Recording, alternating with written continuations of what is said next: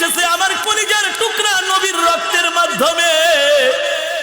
ইসলাম এসেছে আল্লাহর পয়গম্বরের সাহাবী হযরত বেলালের রক্তের মাধ্যমে।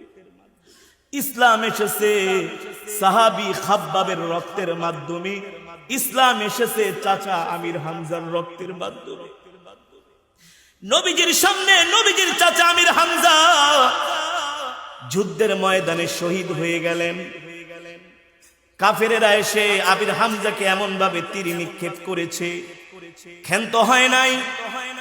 চাচা আমির হামজার পেট ছিঁড়ে কলিজা বের করে সেই কলিজাকে টুকরা টুকরো করা হয়েছে। চাচা আমির হামজার কান কাটা হয়েছে, নাক কাটা হয়েছে ইসলামের জন্য।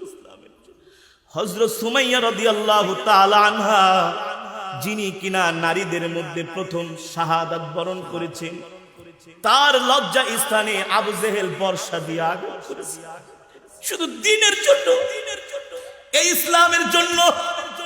যুবক, তুমি মনে করেছো ইসলাম এভাবে আসছে? না রে না, ইসলাম এভাবে আসে নাই।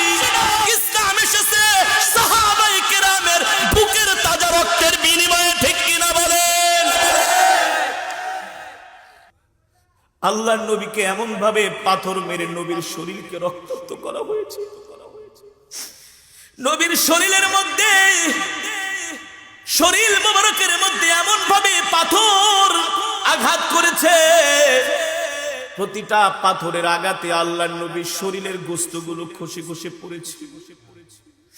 1 মাইল 2 মাইল 3 মাইল নয়, 5 মাইল রাস্তা মক্কার কাফেরেরা, তায়েফের কাফেরেরা আমার নবীকে পাথর মেরেছে।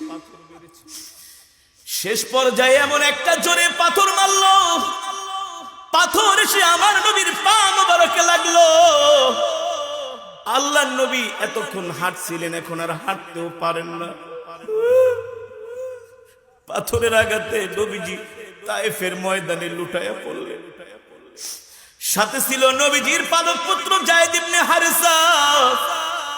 যায়েদ ইবনে হারেসা যায় আল্লাহর নবীকে জড়ায় ধরলেন। যায়েদের শরীর ক্ষত বিক্ষত হলো, আল্লাহর নবী হাঁটতে পারে না। নবীর এই করুণ অবস্থা দেখে আল্লাহ সহ্য করতে পারলেন না। জিবরাইলকে বলে, জিবরাইল, আমার বন্ধু কালেমার জন্য, দ্বীনের জন্য তায়েফের ময়দানে কাফেরদের পাথরের আঘাত খেয়ে